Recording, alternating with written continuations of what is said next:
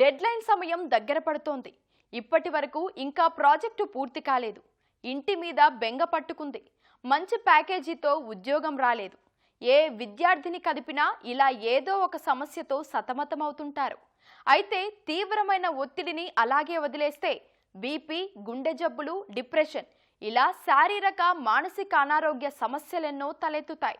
ఈ ఒత్తిళ్లను అధిగమించేందుకు IIT Hyderabad sunshine పేరిట counselling కేంద్రం ఏర్పాటు చేసింది. వివిధ రకాల థెరపీలు, వర్కుషాపులు, అవగాహన సదస్సులు నిర్వహించి విద్యార్థులకు అండగా ఉంటోంది. దీనికి సంబంధించిన మరిన్ని విషయాలు సైకాలజిస్ట్ ఫణిభూషణ్ని అడిగి తెలుసుకుందాం.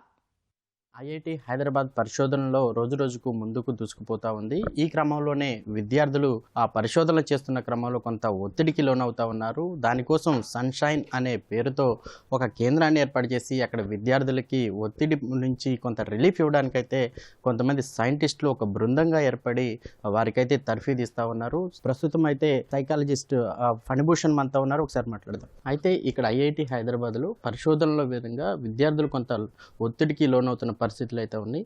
వారికి మీ సన్షైన్ ద్వారా ఎలాంటి తర్ఫీదు ఇస్తా ఉన్నారు? స్టూడెంట్స్ రకరకాల ప్రాబ్లమ్స్ మా దగ్గరకు వస్తూ ఉంటారు. స్ట్రెస్, ఒత్తిడికి లోనయ్యి, ఆందోళనకు లోనయ్యి వాళ్ళకి మేము థెరపీ ఇస్తుంటాము. ఇండివిజువల్ సెషన్స్ అని చెప్పి, గ్రూప్ సెషన్స్ అని చెప్పి. ఇండివిజువల్ సెషన్స్ అంటే స్టూడెంట్ సపరేట్గా మాతో మాట్లాడడము, ఒత్తిడిని ఎలా జయించాలి అని చెప్పి, ఆందోళన ఎలా తగ్గించుకోవాలి అని చెప్పి, నిద్ర ఎలా పట్టాలి. ఎందుకంటే రకరకాల స్టూడెంట్స్ ఎక్కడెక్కడి నుంచో వస్తుంటారు. వాళ్ళకి ఆ ఇబ్బందులు ఏమి ఎదుర్కోకుండా మేము వాళ్ళకి సైకాలజికల్ కౌన్సిలింగ్ సపోర్ట్ ఇస్తాము. అలానే మా దగ్గర మెంటర్స్ ఉన్నారు. మెంటర్స్ ఏంటంటే వాళ్ళకి మేము ట్రైనింగ్ ఇస్తామన్నమాట. 5 రోజుల ట్రైనింగ్ ఇచ్చి మా తరపు నుంచి కౌన్సిలింగ్ ఎలా చేయాలి, స్ట్రెస్ ఎలా తగ్గించుకోవాలి, సూసైడ్ ప్రివెన్షన్ ఎలా చేయాలి, ఎవరికైనా ఏమైనా ఇబ్బంది ఉంటే మాకు ఎప్పుడు ఎలా తెలియజెప్పాలి అని చెప్పి వాళ్ళే మాకు ఏదన్నా ముందు చెప్తారనమాట స్టూడెంట్స్ గురించి. స్టూడెంట్స్ కూడా మా దగ్గరికి డైరెక్ట్ అపాయింట్మెంట్ కూడా తీసుకోవచ్చు.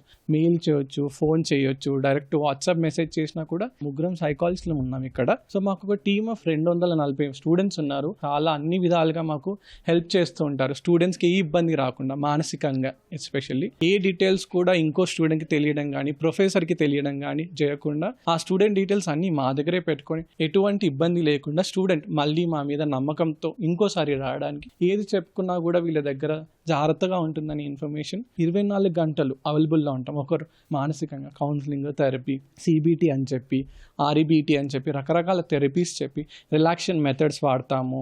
లైక్ ఆర్ట్ థెరపీ చేస్తాము, లైన్ వర్క్షాప్స్ చేస్తాము, క్లే థెరపీ చేస్తాము.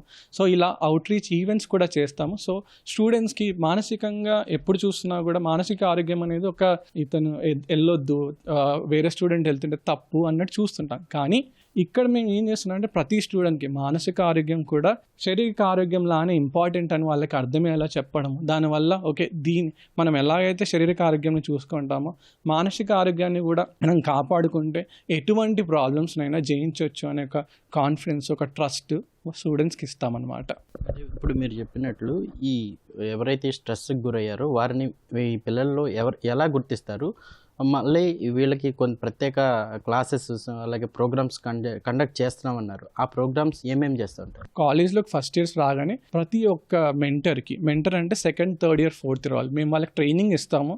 ఏ స్టూడెంట్కి అయినా ఏదైనా మానసికంగా ఇబ్బందులు కలుగుతున్నా, క్లాసెస్కి కంటిన్యూస్గా రాకపోతున్నా, స్ట్రెస్లో లోన్ అవుతున్నా వాళ్ళు మా దగ్గరకు వచ్చి చెప్తారనమాట. ఈ స్టూడెంట్కి ఇబ్బంది ఉంది సార్ అని చెప్పి మేము వాళ్ళకి రీచ్ అవుట్ అవుతాం. లేకపోతే స్టూడెంట్సే మా దగ్గరకు వచ్చి డైరెక్ట్గా రీచ్ అవుట్ అవుతూ ఉంటారు. బడ్డీస్ అంటే వాళ్ళ క్లాస్మేట్స్ అనమాట. అయితే ఇలా ఇండివిజువల్ సెషన్స్లో రీచ్ అవుట్ అవుతుంటారు. లేకపోతే మేము ఒక్కోసారి గ్రూప్ సెషన్స్ చేస్తుంటాం. అందరు స్టూడెంట్స్ని పిలిచి వాళ్ళకి రిలాక్సేషన్ టెక్నిక్స్ నేర్పిస్తాము. ఎలాగ స్ట్రెస్ని తగ్గించుకోవచ్చు, ఎలా ఆందోళన తగ్గించుకోవచ్చు, స్క్రీన్ టైంని ఎలా తగ్గించుకోవచ్చు, ఆర్ నిద్ర ఎలా బాగా పడుకోవాలి, వాటి గురించి మేము చెప్తూ ఉంటాం అన్నమాట. ఇప్పుడు ప్రస్తుతం ఉన్న సమాజంలో సెల్ ఫోన్ అనేది ఎక్కువగా వినియోగించడం అయిపోతుంది. అదేవిధంగా రాత్రి సమయంలో కూడా ఎక్కువగా వినియోగించడం ద్వారా నిద్ర కూడా సరిగ్గా పట్టకపోవడం, నిద్ర పోకపోవడం, రేపొద్దున చేయాల్సినటువంటి పనులు కావచ్చు, స్టడీ కావచ్చు, దాని మీద ప్రభావం చూపుతూ ఉన్నారు. దానిపైన ఏం చెప్తారు? మనం ఒక 2 రోజులు సరిగ్గా తినకపోయినా మనకు తెలియదు, కానీ ఒక రోజు సరిగ్గా నిద్రపోకపోతే మన ఫేస్లో కనిపిస్తుంటుంది. నిద్ర అనేది అంతగా అవసరం మన జనరేషన్లో.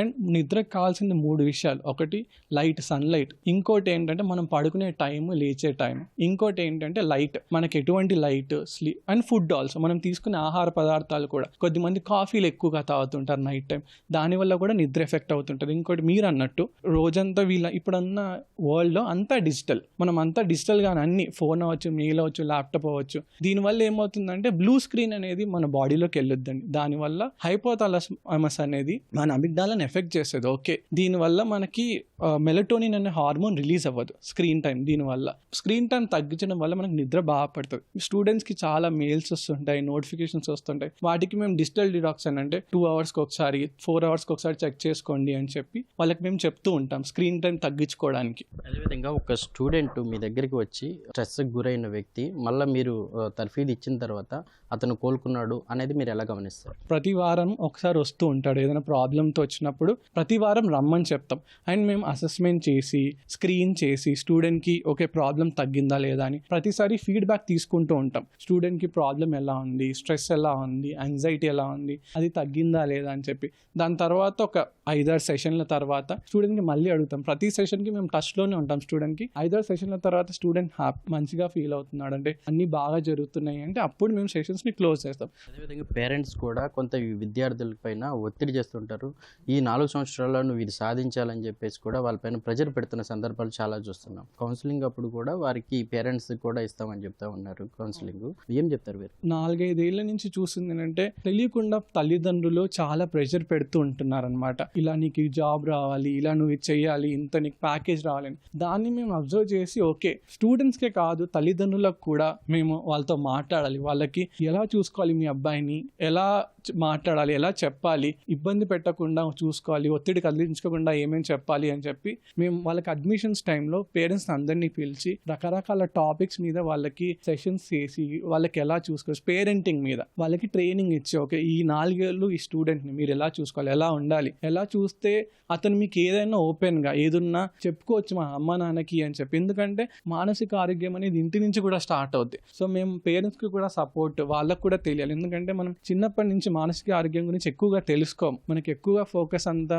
శారీరక ఆరోగ్యం మీదే ఉంటుంది. అయితే వాళ్ళు కూడా మన మంచిగా చెప్పాలి, పిల్లాడు బాగా ఉండాలి అని చెప్పి. కానీ అది తెలియకుండా ఎంత ఒత్తిడికి గురి చేస్తుంది అబ్బాయిని, ఆ అమ్మాయిని అని చెప్పి వాళ్ళకి ఎక్స్ప్లెయిన్ చేసి ఏమేం చేస్తే వాళ్ళు ఓపెన్ అప్ అవుతారు, ఏమేం చేస్తే అన్నీ షేర్ చేసుకుంటారు అని చెప్పి వాళ్ళకి మేము ఒక ట్రైనింగ్ చేసాం. అంటే ఒక వర్క్షాప్ లాగా చేసామన్నమాట. ఈ ఇయరే స్టార్ట్ చేసాం. అది చాలా బాగా జరిగింది. ఒక 600 మంది పేరెంట్స్ వచ్చారు. వాళ్ళందరికీ మేము మానసిక ఆరోగ్యం గురించి వివరంగా చెప్పాం. సన్షైన్ ఏమేమి చేస్తుంటుందో చెప్పాము. వాళ్ళు మాకు ఎప్పుడు రీచ్ అవుట్ అవ్వచ్చు అని చెప్పి మా నెంబర్స్ కూడా వాళ్ళందరికీ ఇచ్చాము.